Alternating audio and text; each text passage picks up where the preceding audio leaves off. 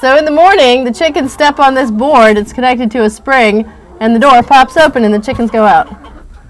So let themselves out so you don't have to get up with the chickens to let them out.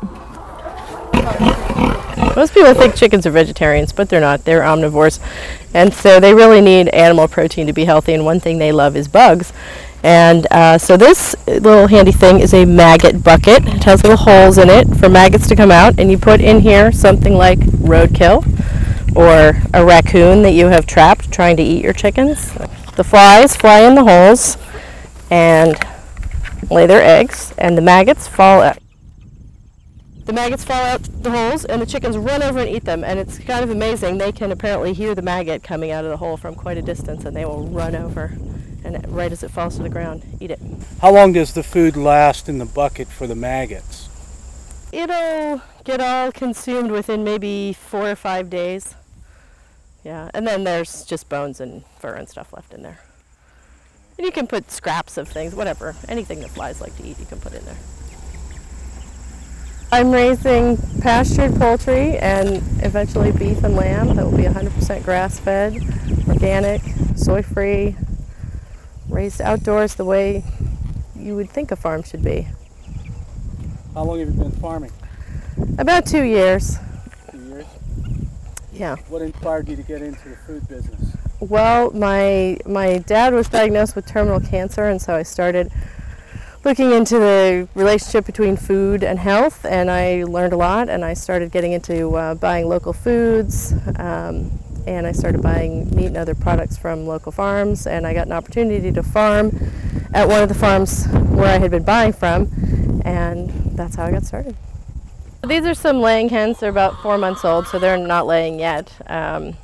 There's about 4 different kinds here. The brown and white ones are speckled Sussex.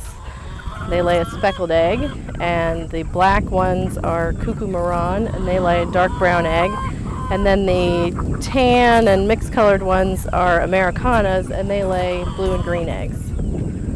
So at a industrial chicken farm, they'll just have all one kind of chicken, but we like to have different kinds of chickens that lay different colored eggs. And it also helps your flock be a little more resistant to disease since you don't have all one kind of chicken. So I'm thinking about poison ivy and different things in the weeds here that can kind of come up and grab me, maybe a few snakes.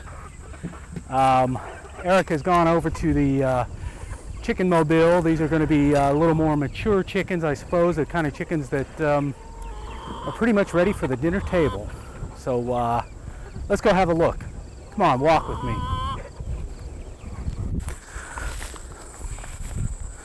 So this would be the chicken mobile or chicken coop on Erica's farm.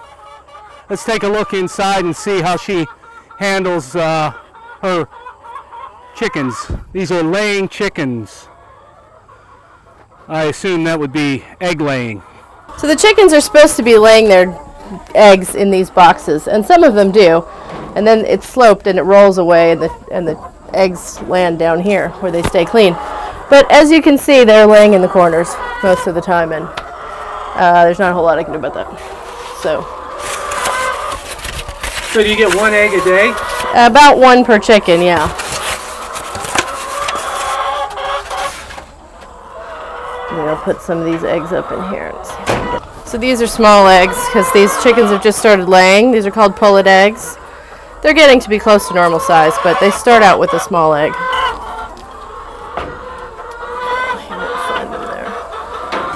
Here you can see how they're different colors. I don't know if you can see that too well, but this one's kind of pink, this one's darker brown, this one's lighter brown with little speckles. And each chicken lays their own color egg. A lot of them are similar, but sometimes there's ones that are distinctive that you recognize every time you find them. So these are the laying chickens. Right. They lay eggs. Nothing else.